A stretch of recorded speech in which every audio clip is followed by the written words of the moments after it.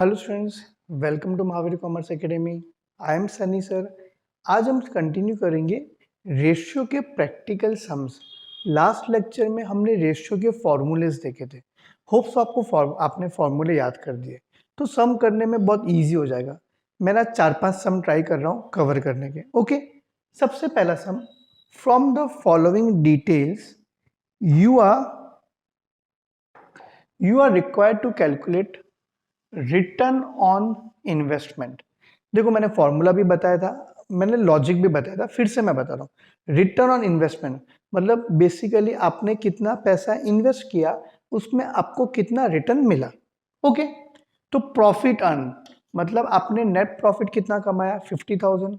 उसमें आपने कैपिटल खुद का पैसा 2 लाख, रिजर्व 1 लाख और बोरो किया पैसा। ये दोनों कौन से फंड है बच्चे लोग? Owner's fund. और ये लोन कौन सा फंड है? Borrowed fund. सबको मेरी बातें समझती है? Each and every one, yes और नो?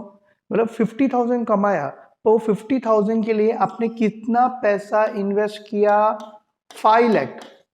तो ये एकदम लॉजिकल है, फॉर्मूले की तो बच्चे लोग जरूरत ही नहीं है, पर एग्जाम में आपको फॉर्मूला लिखना है। तो बेसिक बात क्या बोलती है? आपने 50,000 इन्वेस्ट किया, मतलब 50,000 कमाया प्रॉफिट, उसके लिए आपने इन्वेस्ट कितना किया? टोटल 2, 4, 5 लाख। सर आपने खुद ने इन्वेस्ट क्या किया? सुनो, मेरा 2 लाख प्लस 1 लाख 3 लाख है, और लोन बोरोड फंड कितना? 2 लाख। तो बिजनेस में कैपिटल एम्प्लॉयड, बिजनेस में हमने पैसा कितना डाला बच्चे लोग? 5 लाख। उसमें हमने कमाया कितना? 50,000। तो सिंपल कैलकुलेशन बोलता है ये कितना परसेंट हो गया? 10%। पर चलो ठीक है, आपको तो एग्जाम में लिखना है ना बच्चे लोग, क्या कर सकते हैं। तो हम इसको डिटेल में देखते हैं। रिटर्न ऑन कैपिटल एम्प्लॉयड या रिटर्न ऑन इन्वेस्टमेंट, जो क्वेश्चन में पूछा है, return on investment is equal to net profit upon capital employed into 100। तो एग्जाम में आपको बताना पड़ेगा कैपिटल एम्प्लॉय कैसे मिलेगा? Owner's fund plus plus borrowed fund. Owner's fund में क्या आएगा? Capital, reserve. बोरोड फंड में क्या आएगा बच्चे लोग? लोन। बराबर। 2 लाख प्लस 1 लाख प्लस 2 लाख कितना हुआ? 5 लाख। बराबर। और प्रॉफिट कितना था? 50,000। तो 50,000 डिवाइड बाई 5 लाख इंटू 100 करोगे तो आंसर क्या आएगा? 10%, जो हमने ओरली कर दिया था। पर एग्जाम में क्योंकि आपको लिखना है तो आपको ऐसा प्रेजेंट करना पड़ेगा। तो होप्स आपने इसको रट्टा नहीं मारा, आपका लॉजिक क्लियर हो। सबको समझा बच्चे लोग? आगे बढ़े नेक्स्ट सम की तरफ। सबको समझा? Return on investment net profit upon capital employ.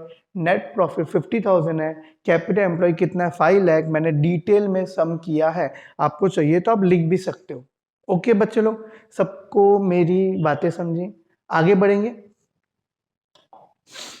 चलो ठीक है, एक और सम है। Calculate return on capital employed from the following information. Return on capital employ मतलब ROCE, सेम वही है। रिटर्न मतलब कैपिटल, हमने जो बिजनेस में पैसा डाला उसमें हमको कितना रिटर्न मिला। सेल्स 10 लाख है, COGS 5 लाख है। याद करो, कहीं ना कहीं सेल्स में से COGS जाएगा तो क्या मिलेगा? Gross profit. याद है आपको? ऑपरेटिंग एक्सपेंस भी दिया हुआ है, और ग्रॉस प्रॉफिट में से ऑपरेटिंग एक्सपेंस माइनस होगा तो हमको क्या मिलेगा बच्चे लोग? याद करो, नेट प्रॉफिट। होप्स आपको मेरी बातें समझी हो? सेल्स में से COGS गया तो ग्रॉस प्रॉफिट, ग्रॉस प्रॉफिट में से ऑपरेटिंग एक्सपेंस माइनस हुआ तो नेट प्रॉफिट। पर कहीं ना कहीं आपको समझ रहा है, आपको रेवेन्यू स्टेटमेंट याद करना पड़ेगा। तो 10 लाख माइनस 5 लाख 5 लाख होता है, 5 लाख माइनस 3 लाख कितना होता है? 2 लाख। तो कहीं ना कहीं मुझे समझ में आ रहा है नेट प्रॉफिट कितना है? 2 लाख, इजीली समझ में आ रहा है। और कैपिटल एम्प्लॉय हमने बिजनेस में डाला कितना? 5 लाख। आपने 5 लाख डाला, आपको मिला 2 लाख, तो परसेंटेज निकालोगे तो कहीं ना कहीं मेरे हिसाब से 40% आएगा। तो भी देख लेते हैं। चलो, हमको तो डिटेल में करना है। Return on capital employ is equal to net profit upon capital employ. Net profit कितना? 2 लाख। कैपिटल एम्प्लॉय कितना? 5 लाख इंटू 100। तो रिटर्न ऑन कैपिटल एम्प्लॉय कितना आ गया? 40%। चाहिए तो एग्जाम में आप डिटेल में बना सकते हो। Income statement, sales minus COGS तो मिला gross profit, less operating expense तो क्या मिला? Net profit. तो ये 2 लाख नेट प्रॉफिट कहां से आया? इनकम स्टेटमेंट बना के आया। होप सो आपको मेरी बातें समझी हो, लॉजिक भी समझा हो, रट्टा नहीं मारा। सबको क्लियर है बच्चे लोग? आगे बढ़ेंगे। ये सबको समझा हाँ कि ना? एक बार क्वेश्चन चाहो तो देख सकते हो। सेल्स, COGS, ऑपरेटिंग एक्सपेंस, तो इसमें से मैंने माइनस करके स्मार्ट वर्क करके 2 लाख प्रॉफिट दिमाग में पहले ही निकाल दिया। और 2 लाख प्रॉफिट कमाने के लिए मैंने डाला 5 लाख, तो 2 लाख अपॉन 5 लाख आंसर कितना आएगा 40%। इंटू 100 क्यों कर रहा हूं? परसेंटेज के लिए। होप सो आपको मेरी बात समझो, एकदम इजी चैप्टर, आप छोड़ नहीं सकते। चलो आगे बढ़ेंगे। A company had following current assets and current liability.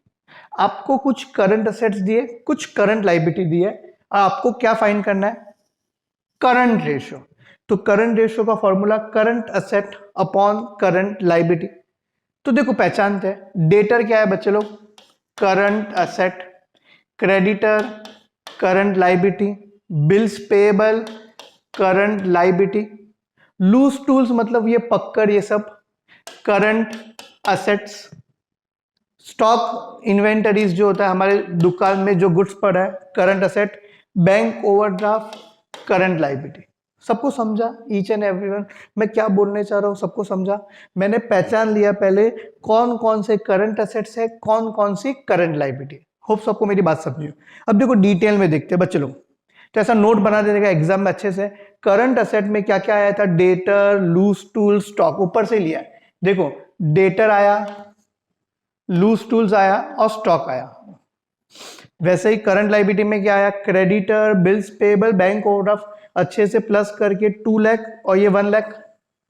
तो current ratio is nothing but current asset upon current liability, 2 lakh upon 1 lakh. तो आपका आंसर क्या आया? 2:1। ये परसेंटेज में आता नहीं है। होप सबको मेरी बातें समझ रही हो बच्चे लोग? यस और नो?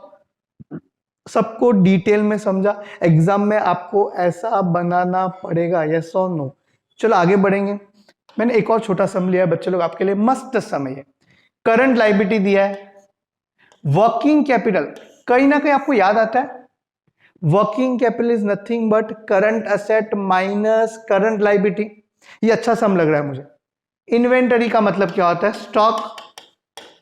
अब क्या कैलकुलेट करना है? Quick ratio. तो क्विक रेशियो कैसे मिलेगा? Quick asset upon quick liability.